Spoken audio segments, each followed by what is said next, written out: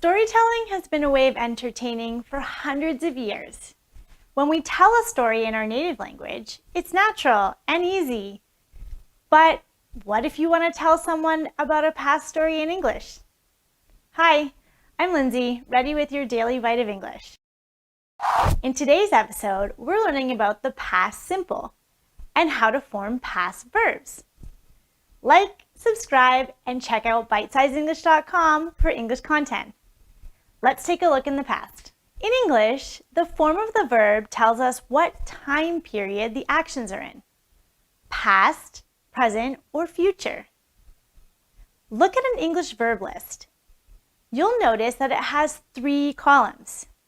The first is the base form. The second is the past form. The third is the past participle. Today, we're going to focus on the past forms. Past verbs have 2 categories: regular and irregular. Easy one first. Regular verbs. These are some common regular verbs. To make these verbs past tense, all we have to do is add ed to the end of the verb. Let's try. Say the verbs with me to practice your speaking. Talk, talked. Want, wanted. Look, looked. Work, worked. Call, called. If the verb already has an E on the end, it's even easier. Just add the letter D. Regular verbs follow a pattern. Easy peasy. Now, irregular verbs aren't as easy. They require more practice and memorization. It's a good idea to get yourself an irregular verb list to study. We have a regular verb post you can save on Instagram too. Look at these common irregular past verbs. What do you notice? These verbs are all very different and they don't follow a pattern. Practice your speaking and say the words with me. Say, said. Make, made.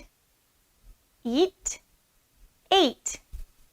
See, saw. Know, knew. Take, took. Time to make some sentences. Remember, simple sentences include subject plus verb plus an object or complement.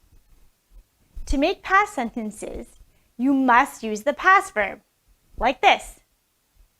I worked yesterday. James ate pizza last week. Martin took a shower. Negative past sentences can be tricky. Let's use the previous sentences and make them negative. What changed? First of all, there are 2 verbs. Second of all, one is past and one is base form. To form the negative past, you have to use subject plus did plus not plus the base verb plus your object or complement. That's all for today's episode. Practice using the past tense in the comments below. Tell us 2 things you did yesterday. Use 1 regular verb and 1 irregular verb. Please follow us on social media, and remember, we have private classes too. Thank you for watching. See you next week on VSE.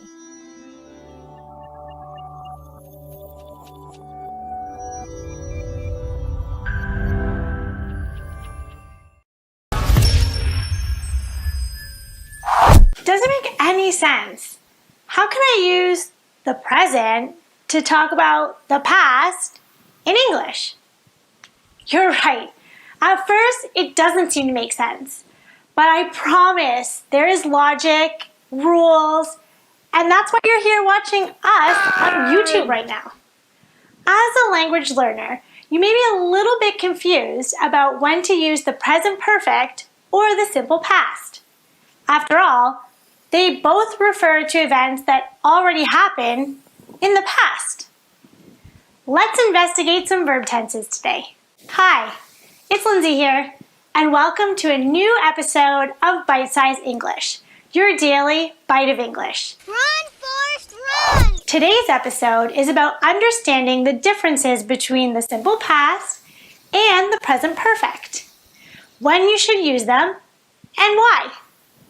If you need a refresher on present perfect, or you need to learn it, go back and watch episode 26 to get you up to speed. Let's go. First, let's review. Look at these sentences. Pay attention to the tenses. Now, which of these sentences is correct? For this first example, you're right. It's A. What about these two? Pause the video and think about it. This one was B. Before we get started, let's look at the structures. Yes! Simple past is subject plus the past verb. Present perfect is subject plus has or have plus the past participle. The structure is the first difference between the two. The simple past uses one verb, while the present perfect uses two verbs. Take out a pen and paper and write down 3 countries you've been to. What tense did I use there? Right, present perfect. Now, when did you go to those countries? What tense was that? Yes, simple past. Write down your answers and be specific about the time. Look at my example. I have been to Turkey. Am I there now? No. So when? You have no idea. There's no specific time, and you just know that at some point in the past, I was there. So I'm going to tell you exactly. I went to Turkey in 2016. Did you catch the difference between the tenses? Both of these actions are finished in the past. But with the present perfect, there is no specific time. And with the simple past, there is a definite time. Yesterday, last week, last year, dates, months. Look for key time words to know which tense to use.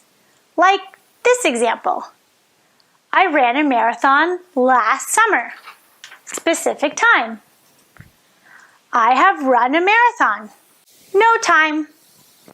If you're speaking about a specific time, the present perfect should not be used. I have seen 3 movies this week, and I saw 3 movies last week. What's the difference between this week and last week?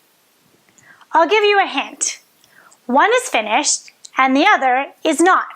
When we use this week, it implies that this week has not finished yet. This week, this month, this year, these are unfinished time periods. We use the present perfect when the time period has not finished, and use the simple past when the time period is finished. To add to this use, we can use both tenses with the word for. But again, there's a difference of finished and unfinished time periods. Take a look. He has lived in Toronto for 20 years. And now? Yes, he's still living in Toronto. Remember, we use the present perfect for actions that began in the past and continue to the present, maybe the future even. But what if I was to say he lived in Toronto for 20 years? And now? Right. When we use the simple past, it's finished, which means he doesn't live in Toronto now. That's over. And he lives somewhere else. And finally, we use the present perfect for finished past actions that have a connection or result in the present. For example, I've lost my keys, past, and now I can't get into my house. Use the simple past for a finished past action with no result or connection to the present. Like this. I lost my keys, so I got new ones yesterday. In this example, there's no connection to the present because I got new keys yesterday. That's all for this episode. Go back to the 3 countries you wrote down at the beginning of the episode. Write one sentence using present perfect and your specific time sentences using the simple past. Try and use the verbs travel, go, be, or visit for variety. If you haven't subscribed and you like us, please do. Facebook and Instagram are pretty fun too, so check those out. And, oh yeah, we have classes now. Venture over to our website for more info. See you next week on BSE.